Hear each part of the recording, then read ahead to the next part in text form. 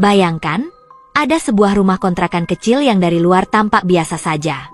Tapi anehnya, semua tetangga selalu menghindar, bahkan anak-anak pun tak pernah berani mendekat. Apa sebenarnya yang disembunyikan rumah itu? Di sebuah gang sempit di pinggiran kota, berdiri sebuah rumah kontrakan berwarna krem yang catnya sudah mulai mengelupas.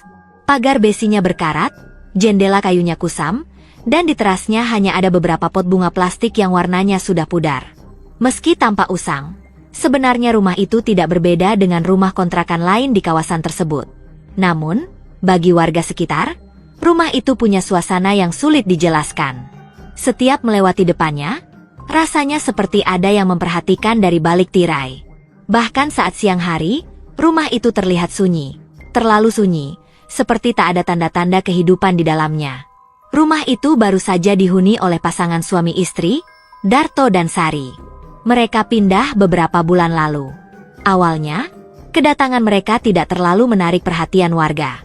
Tapi sejak pertama kali menempati rumah kontrakan itu, Darto dan Sari memang sangat tertutup.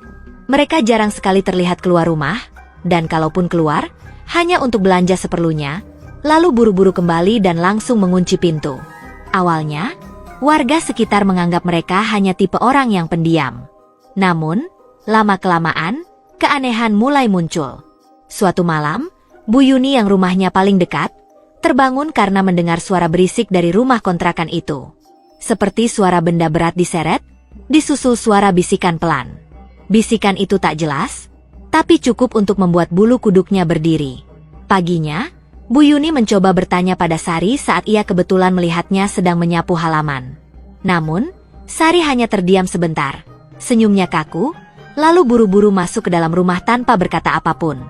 Dari situlah, perasaan tidak enak mulai muncul di hati Bu Yuni. Rumor pun mulai beredar. Ada tetangga lain yang mengaku pernah melihat tamu misterius datang larut malam, lalu pergi sebelum subuh. Ada juga yang bilang sempat mencium bau aneh, seperti bau anyir, dari arah rumah itu. Namun, tak ada yang berani memastikan. Warga hanya saling bisik-bisik, dan sebagian besar mulai memilih untuk memutar langkah lebih cepat saat melewati rumah kontrakan itu.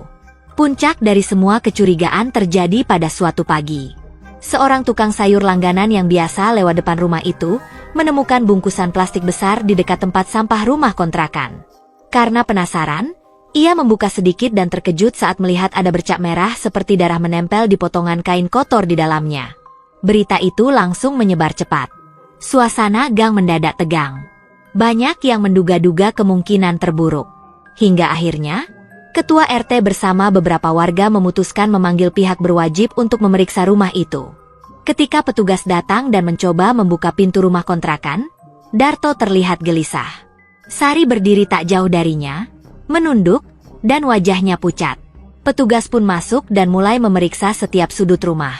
Dari luar, rumah itu memang tampak biasa, hanya sedikit berantakan. Namun, suasana di dalam terasa lebih menekan. Seperti ada sesuatu yang disembunyikan. Di ruang tengah, petugas menemukan satu sudut yang mencurigakan. Ada lembaran triplek yang menutupi sebuah lubang kecil di lantai. Saat triplek itu disingkirkan, semua orang yang melihatnya tertegun. Di dalam lubang itu, bukan mayat atau barang berbahaya, melainkan kumpulan benda aneh. Boneka rusak dengan bekas sobekan di wajahnya, beberapa foto hitam putih orang yang tak dikenal, dan tumpukan buku catatan berisi tulisan tangan yang sulit dibaca. Petugas lalu membawa Darto dan Sari ke kantor polisi untuk dimintai keterangan lebih lanjut. Awalnya, keduanya bungkam. Namun, setelah beberapa jam, Darto akhirnya membuka suara. Ia mengaku bahwa selama ini mereka menjalankan penipuan asuransi. Caranya, mereka membuat seolah-olah rumah kontrakan itu berhantu agar warga enggan mendekat. Di saat yang sama, mereka memalsukan dokumen kematian orang-orang yang identitasnya sudah mereka manipulasi. Dengan begitu, mereka bisa mencairkan klaim asuransi tanpa ada yang mencurigai. Namun, cerita Sari justru mengejutkan semua orang. Dengan suara bergetar, ia mengaku sebenarnya sudah lama tak tahan dengan semua ini. Sari bercerita bahwa dialah yang diam-diam membocorkan tanda-tanda mencurigakan. Ia yang sengaja menimbulkan suara aneh di malam hari, ia juga yang membuang bungkusan plastik berisi kain kotor dengan bercak merah agar warga akhirnya melapor. Semua itu ia lakukan karena tak tahu lagi bagaimana cara menghentikan perbuatan suaminya tanpa langsung melawannya. Setelah pengakuan itu, Darto dan Sari diproses hukum. Warga pun sedikit lega karena misteri rumah kontrakan itu terungkap. Namun, anehnya, rumah itu tetap kosong dan tak ada yang berani menempatinya. Bahkan setelah berbulan-bulan, beberapa warga mengaku masih mendengar bisikan aneh di malam hari, meski rumah itu jelas sudah tak berpenghuni.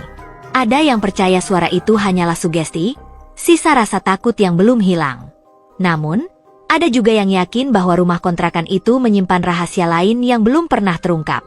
Konon, orang-orang misterius yang dulu sering datang tengah malam sebenarnya belum pernah ditemukan jejaknya hingga sekarang. Siapa mereka? Untuk apa mereka datang?